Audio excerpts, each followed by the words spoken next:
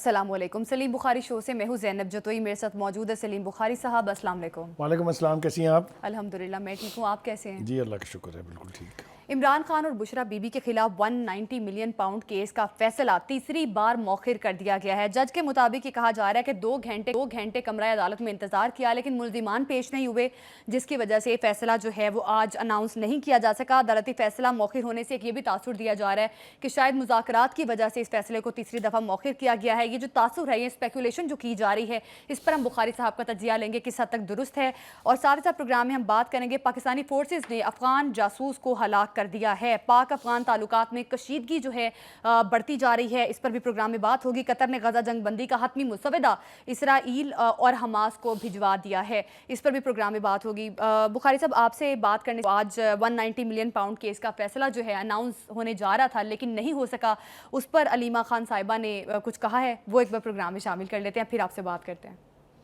आज बड़ा ताज्जुब इस चीज़ का हुआ कि हम वक्त पे पहुंच गए, लॉयर्स भी बाहर खड़े थे क्योंकि आज और मीडिया भी खड़ी थी क्योंकि आज बड़ा अहम दिन था। आज इमरान खान को अलकादर में सज़ा सुनाई जानी थी और ये तीसरी 2 दफ़ा इसको पोस्टपोन किया गया और ये तीसरा डेट दी गई थी जो 13 तारीख की। अब जज साहब ये कह के गए कि मुल्ज़मान की अदम मौजूदगी की वजह से ये मौखर किया जा रहा है। मैंने कहा आज इमरान खान बिल्कुल खुश नहीं होंगे, मेरा ख्याल है कि वो इस चीज़ पे अपसेट होंगे। वो 1 महीने से वो कह रहे हैं कि इसके ऊपर सज़ा सुनाओ।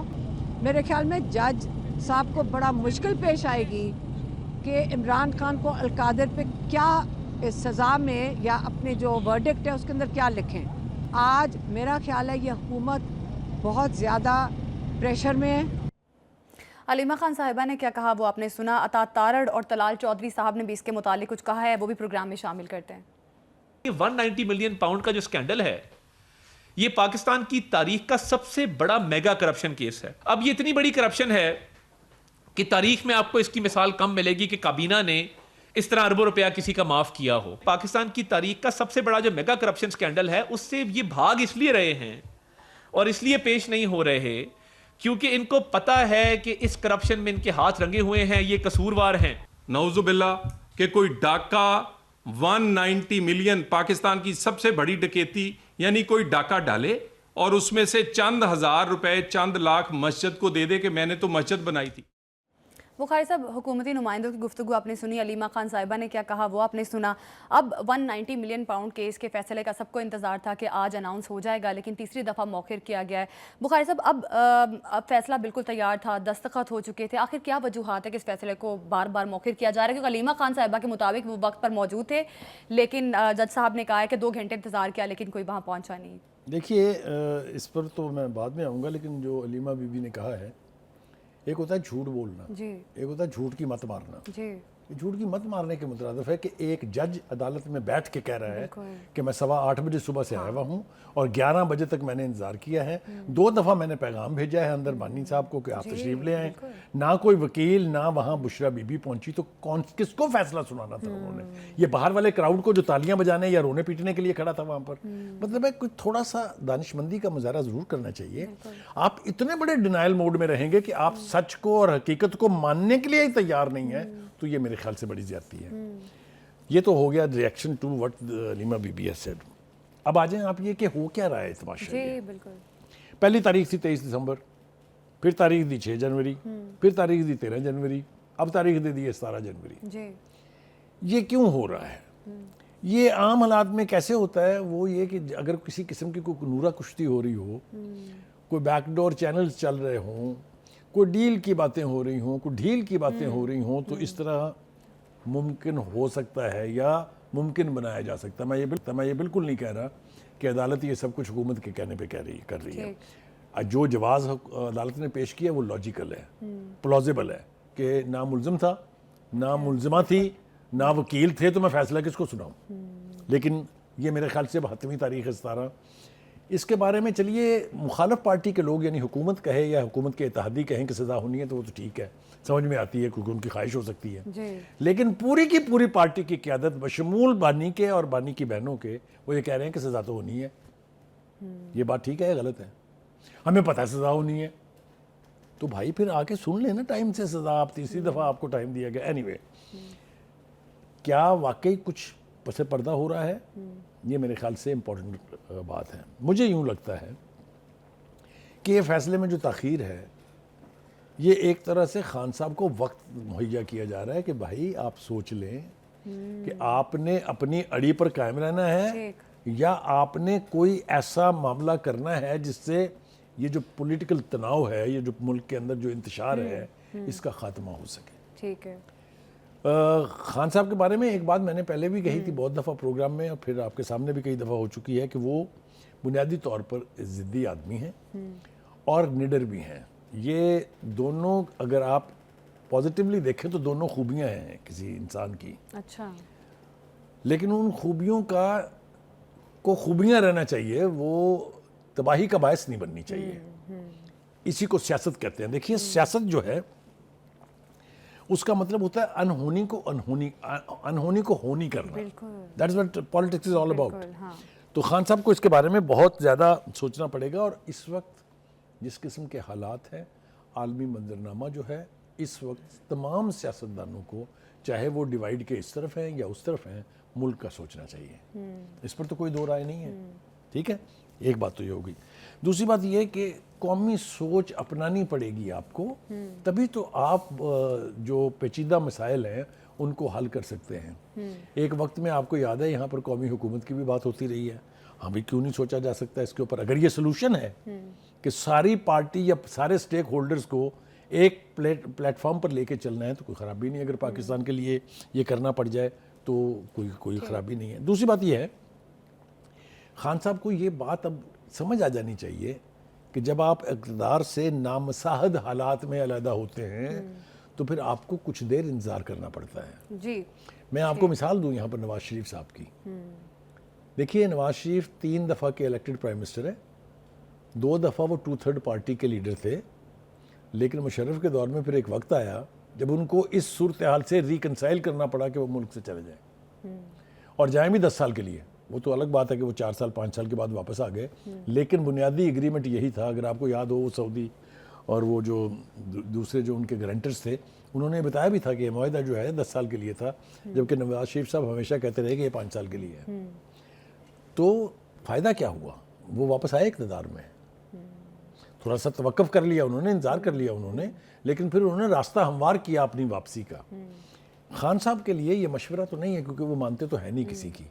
वो मुझे याद है, वो एक भारतीय फिल्म के हीरो ने कहा था कि एक वक्त ऐसा आता है जब मैं अपनी भी नहीं मानता। तो वो तो इस स्टेट ऑफ माइंड में है कि उन्होंने अपनी भी नहीं मानी। बड़ी दुरुस्त बात की है कि होनी अनहोनी के गिर्द सियासतदान हमेशा रहता है। अब जिस तरह से पॉलिटिकल स्पेस देने की कोशिश कर रही है गवर्नमेंट, ये एक तासुर दिया जा रहा है कि शायद मुज़ाकरात की वजह से फैसले को मौखिर भी करने की कोशिश की जा रही है। ये भी कहा जा रहा है कि शायद कोई डील हो रही है पसे पर्दा, इसलिए थोड़ी सी डील दी जा रही है कि बानी PTI किसी चीज़ पर आ जाए। अब अलीमा खान साहिबा ने जिस तरह से कहा कि इमरान खान को आज सज़ा हो जानी थी, लेकिन मौखिर होने पर वो खुश नहीं है। लेकिन आपने देखा जो बात मैंने कही थी कि उनकी बहन ये कह रही कि तो सजा तो होनी ही थी। बिल्कुल, क्योंकि फैसल वावडा साहब ने भी कुछ रोज कबल इस बारे में इशारा किया था कि शायद कोई सजा होने वाली है।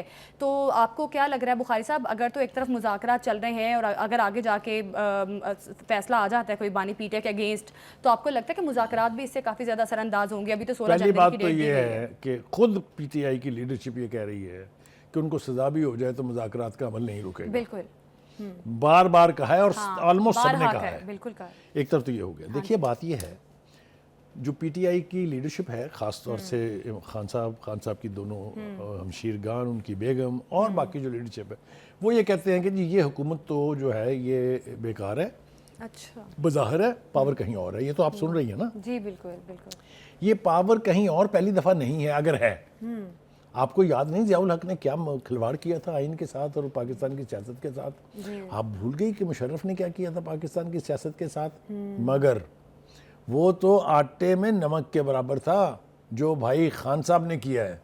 अच्छा।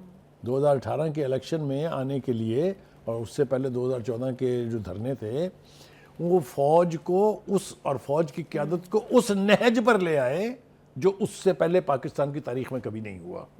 ये मैं क्यों कह रहा हूँ? खान साहब का अपना बयान बार बार मैं उसका जिक्र कर चुका हूँ। फिर ये कि 4.25 साल हुकूमत करने के बाद उन्होंने कहा कि मैं तो तमाशाई था, मैं तो डमी था, मुल्क तो चला रहे थे जनरल बाजवा और जनरल फैज़ हमीद। ये बात दुरुस्त है? बिल्कुल दुरुस्त है। अच्छा, तो इस हद तक लेके आप आए हैं उनको। आप अपना जुर्म तो पहले तस्लीम करें ना कि यस हमसे गलती हो गई, हमसे बहुत गंभीर गलती हो गई जिसने पाकिस्तान की सियासत की काया पलट दी। ये भी आप मानने के लिए तैयार नहीं हैं। देखिए, गुजारिश ये है कि मरीम नवाज़ हो चाहे नवाज शरीफ हों, ये इक़्तिदार में भी रहे, फिर इनके साथ जिस किस्म की ज़्यादतियाँ हुई वो भी हमारे सामने है, और किसने की ये भी हमारे सामने है। बाप के मिलने गई बेटी को जेल में उस बाप के सामने गिरफ्तार करना, किसी के लिए कहना एसी उतार दूंगा, घर से खाना नहीं आने दूंगा अमेरिका के दौरे के बाद, that was the outcome of his visit. ये सब कुछ याद रखना चाहिए ना। फिर उसके बाद आप उनके हर जलसे में देखें, छोड़ूंगा नहीं, अपोजिशन को से जेलों को भर दूंगा, FIA के हेड को बुलाया बशीर मेमन को, उसे कहा केसेस बनाए तमाम अपोजिशन लीडरों के खिलाफ। उसने कहा जी कैसे बनाए, काहे पे बनाए? उसने कहा जो मर्जी बनाए, गद्दारी के मुकदमात कायम करें, इनको सबको जेल जाना चाहिए। ये रवैये जब आप रखेंगे तो सियासत का तो जो बेड़ा गर्क होगा सो होगा, फिर आपको दिमागी तौर पर मुकाफाते अमल के लिए तैयार रहना चाहिए। वही सब कुछ ही हो रहा है ना अभी, तो वहाँ उस लेवल तक बात गई नहीं है। दूसरी बात, एक ये जो रवैया है केसेस ना सुनने का लोअर कोर्ट्स में ख़ास तौर से, ये भी पहली बार नहीं है। ये उन्हें पता है कि यहाँ जो मर्जी करो, मुंह लगाओ जज को ना लगाओ, अदब पेशी पे जाओ ना जाओ, अच्छा। जो मर्जी बयान दो, मुकदमे ने जाना तो बिलाखिर इस्लामाबाद हाई कोर्ट ही है ना। और वहाँ पर जो है वो विकेट कीपर की तरह से पीछे हाथ खड़े हैं गेंद कैच करने के लिए। आया नहीं केस और फैसला हुआ नहीं, उनके तो बस में नहीं है। वो तो चाहे तो केस आने से पहले फैसला सुना दे। अच्छा, ये हुआ है ना जी। हुआ मैं बात नहीं कर रहा, मैं ये हकायक हैं। एक मुकदमे में जमानत लेने जाए 40-40 मुकदमों में जमानते हैं, ये हुआ है ना इस मुल्क में। ठीक। ये इस्लामाबाद हाई कोर्ट की तारीख है ना। और मैं बार बार ये कह चुका हूँ कि हमारे जजेस को इस बात का इदराक होना चाहिए कि जजेस को देखा जाता है उनके फैसलों की रोशनी में, और फैसलों की रोशनी में अगर आप गलत फैसले करते हैं तो फिर हाल वही होता है जो भुट्टो केस का हुआ है। बिल्कुल बुखारी साहब, अब ये बात आपकी बिल्कुल दुरुस्त है। अब जो अदालती फ़ैसले जो हैं, एक तरफ मुज़ाकरात चल रहे हैं। अब ख्वाजा आसिफ साहब ने कहा कि मुज़ाकरात से PTI मुतमईन नहीं है, जबकि PTI की जानिब से ये कहा जा रहा है कि हम अपने 2 मुतालबे हमने रख दिए, जुडिशल कमीशन बनाए 26 नवंबर पर और 9 मई पर, और बाकी जितने भी 9 मई में लोग अरेस्ट हैं उनको रिहा किया जाए। तो बुखारी साहब, उनके तो मुतालबे बिल्कुल क्लियर है, उनका स्टांस भी क्लियर है कि अगर फ़ैसला उनके अगेंस्ट भी आ जाता है तो मुज़ाकरात इस पर असर नहीं पड़ेगा इस चीज़ का। तो आखिर गवर्नमेंट किस वजह से, किस कन्फ्यूजन का शिकार है कि वो 2 मुतालबे, अगर उनका एक मुतालबा भी मान लेती है PTI का जुडिशल कमीशन बनाने का, तो गवर्नमेंट को किस कन्फ्यूजन का शिकार है कि अगर ये मुतालबा मान भी ले और मुज़ाकरा ताकि आगे बढ़ें? ये है कमाल उनके प्रोपोगंडे का कि वो जो चाहते हैं वो लोग मानना शुरू कर देते हैं। अच्छा, देखिए, गुजारिश ये है कि मुतालबात के हवाले से जब पहली नशिस्त हुई थी तो क्या तय हुआ था कि आप लिख के देंगे। बिल्कुल। लिख के देने के लिए आपने 2 हफ्ते लगा दिए, 2 हफ्ते का टाइम ज़ाया हो गया। आपने कहा हम तो लिख के देंगे, फिर कहा अच्छा हम लिख के देंगे, हमारी मुलाकात करा दें। बिल्कुल। 5 दिन फिर गए।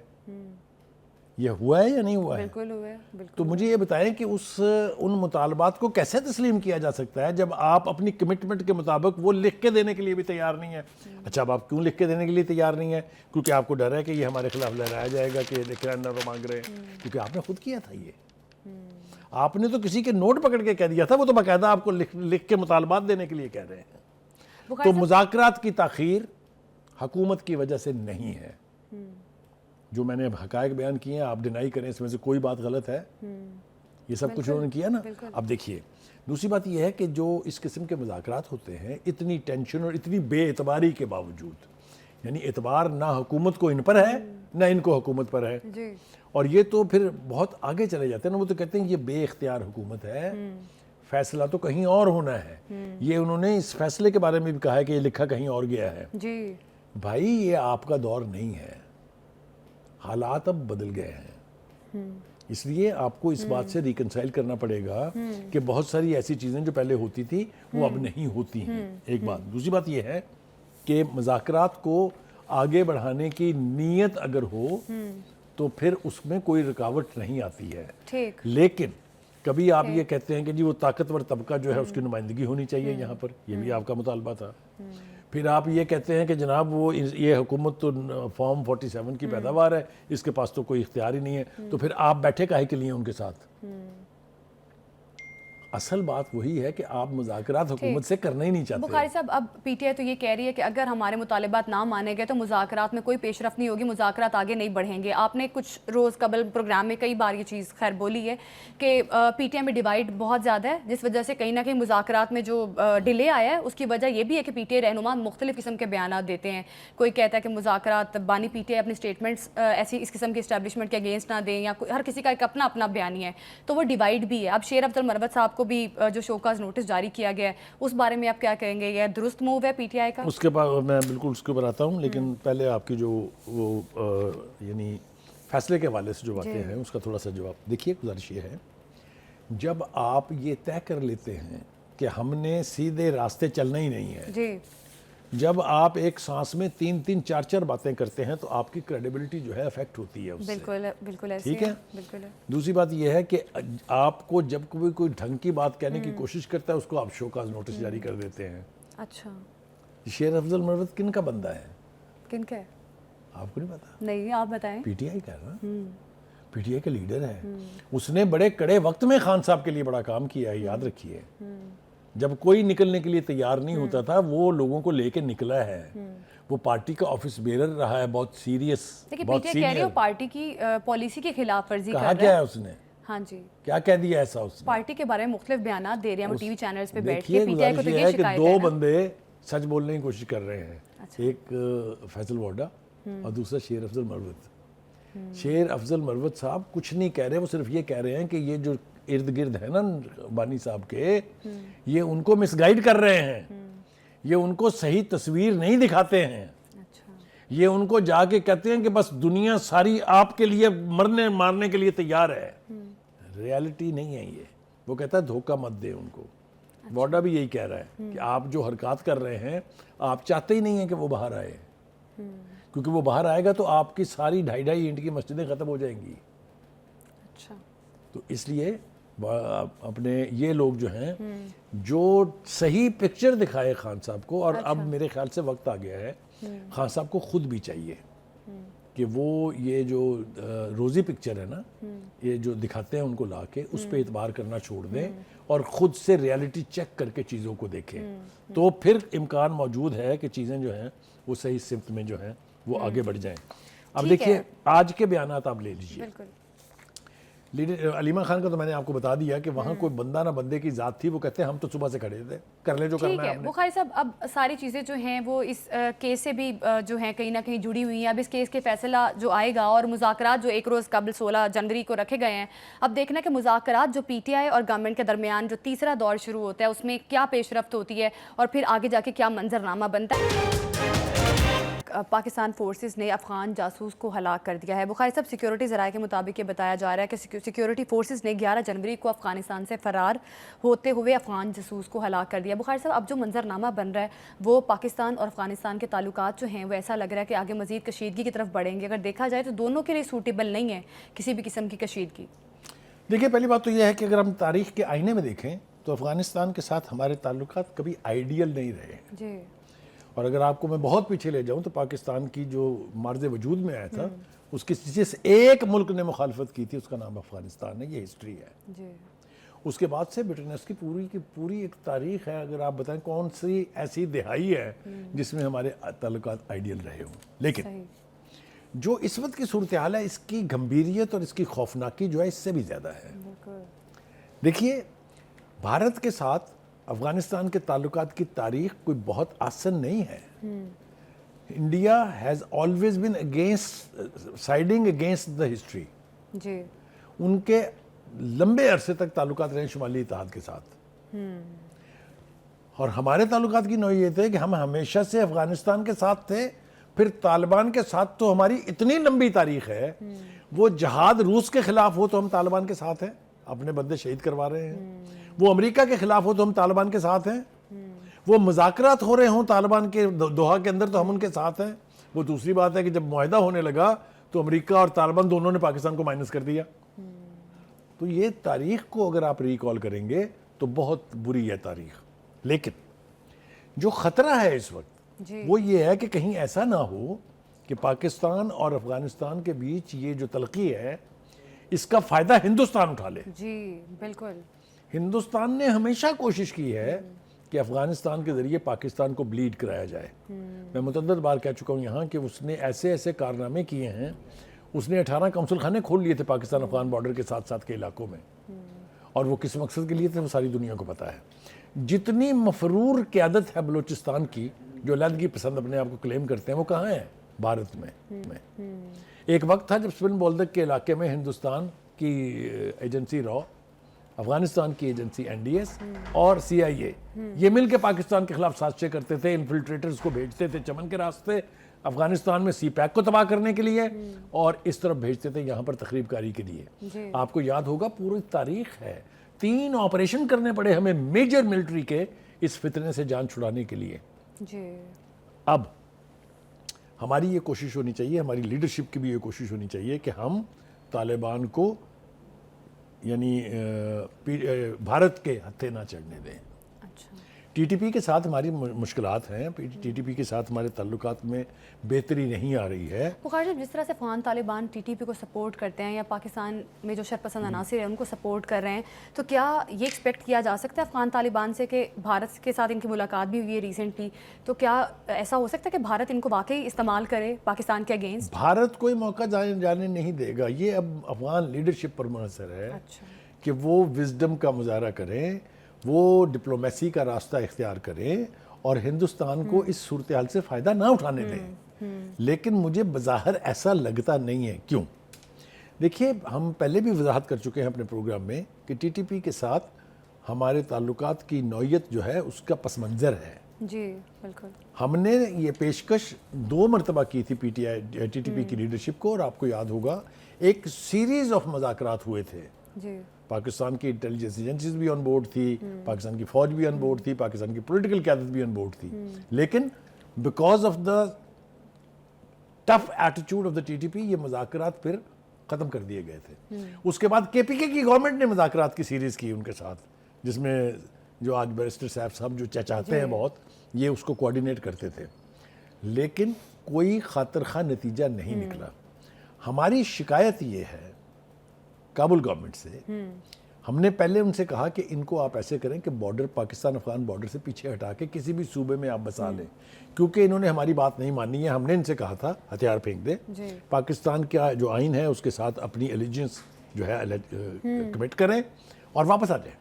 बिल्कुल। उनका ना हम हथियार फेंकेंगे ना पाकिस्तान के आइन को मानेंगे, तो हमने कहा गो टू द हेल, जाए जहन्नम में। लेकिन अफगानिस्तान ने ये भी नहीं किया।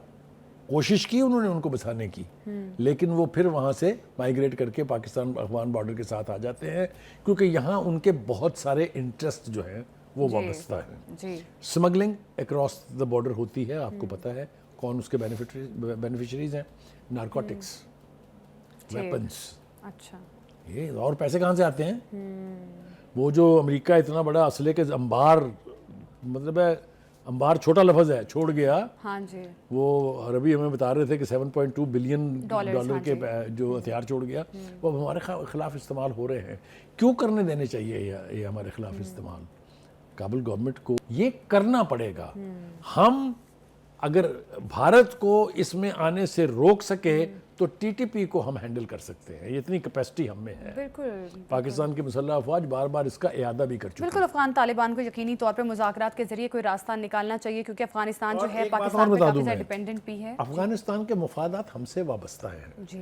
अगर अफगान ट्रांजिट ट्रेड बंद हो जाए, अगर हमारे साथ उनके जो तजारती रवाबत खत्म हो जाए, 45% अगर ये रूट बंद हो जाए तो लैंड लॉक कंट्री है, क्योंकि ईरान नहीं जा सकते। ईरान के साथ भी उनके ताल्लुकात की नौयत बहुत शदीद है। तो इसलिए अफगानिस्तान की काबुल गवर्नमेंट को, जो तालिबान की हुकूमत है, उन्हें सोच विचार से काम लेके इन ताल्लुकात को मजीद खराब होने देने और भारत को इससे फायदा उठाने को खराब नहीं करना चाहिए। गजा जंगबंदी और इसराइली यरगमालियों की रिहाई के लिए दोहा में होने वाले मुज़ाकरात में मुस्बत पेशरफ्त हुई है। बुखारी साहब, अब जंगबंदी का मुसवदा जो है वो इसराइल को भी भिजवा दिया गया है, हमास को भी भिजवा दिया गया है। अब क्या लग रहा है, एक मुस्बत पेशरफ्त तो इस मुज़ाकरात में हुई है? उम्मीद की एक किरण आप कह सकते हैं कि पैदा हुई है यकीनी तौर पर। लेकिन इस उम्मीद के पैदा होने तक क्या कितना गंभीर सफ़र है, कितनी जानों का नजराना दिया गया है, कितने लोग अपाहज हो गए हैं। वो मुझे शेर याद आता है गालिब का कि आह को चाहिए एक उम्र असर होने तक, खाक हो जाएंगे हम तुमको खबर होने तक। आप ये देखिए कि इस नहज तक पहुँचते पहुँचते कितने फ़लस्तीनियों की जानें गई हैं। लेकिन वो कहते हैं ना कि it's better late than never. अगर इससे जंग बंद हो सकती है, इससे अगर इसराइली फ़ौजें गज़ा से वापस जा सकती हैं, इससे अगर फ़लस्तीन को एक रियासत का हक दे दिया जाता है, यूनाइटेड नेशन में उनकी नुमाइंदगी हो जाती है, तो it's not a bad deal. कुर्बानियाँ देनी पड़ती हैं अपनी आज़ादी हासिल करने के लिए भी, अपनी आज़ादी को बचाने के लिए भी। जानों के नजराने देना ये कौमों का ही काम होता है। तो इस एतबार से अगर ये हकूक़ उनको दे दिए जाते हैं और एक सेटलमेंट हो जाता है जिससे अमन कायम हो जाए वहाँ पर और लोग अपने घरों को वापस आ सकें, तो मेरे ख्याल से इससे बेहतर कोई सलूशन हो नहीं सकता। अभी भी इसके अंदर जो इसराइली वज़ीर ख़ारजा के हैं गालबन जी, इसराइली वज़ीर ख़ारजा साहब अपने मतलब की बात निकालने की कोशिश कर रहे हैं, लेकिन हम इसको इस वक्त इसलिए दरगुजर करते हैं कि अगर मुआहदा होने जा रहा है, इसलिए कि ट्रंप साहब ने भी धमकियां दी हुई हैं, बाइडेन साहब ने वादे किए हुए थे बहुत सारे, वो पूरे होंगे कि नहीं होंगे ये तो कोई नहीं जानता, लेकिन ये इब्तिदा अच्छी है। बिल्कुल, इब्तिदा और मुज़ाकरात में एक मुस्बत पेशरफ्त भी इन मुज़ाकरात में हुई है। इसी के साथ प्रोग्राम से हमें दीजिए इजाज़त। कल फिर मुलाकात होगी। अल्लाह हाफ़िज़।